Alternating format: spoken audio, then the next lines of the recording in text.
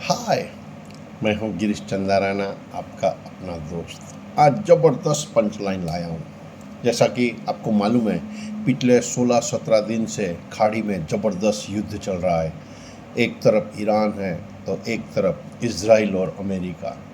और जैसा कि पूरे विश्व में गैस की ज़बरदस्त किल्लत चालू हो गई है, न्यूज़ में भी आ रहा है। बेंगलोर, दिल्ली, बॉम्बे, बहुत सी जगह होटल बंद होने पे आ रही है। तो उसी के ऊपर एक ज़बरदस्त पंच लाइन लाया हूँ। लेकिन सबसे पहले, अगर आपने मेरी चैनल सब्सक्राइब नहीं की है तो प्लीज़ उसको सब्सक्राइब कीजिए, लाइक कीजिए और कमेंट ज़रूर से कीजिए। अगर आपको कोई नए सब्जेक्ट पे कुछ सुनना है तो प्लीज़ कमेंट्स में लिखिए, तो उसके ऊपर मैं कुछ रिसर्च करके कुछ बोल सकूँ। तो सुनिएगा।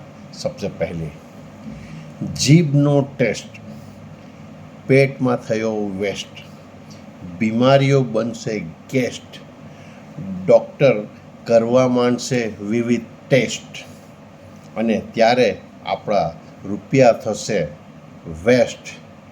એટલે જ ઘરના શાક રોટલી બેસ્ટ. Thank you.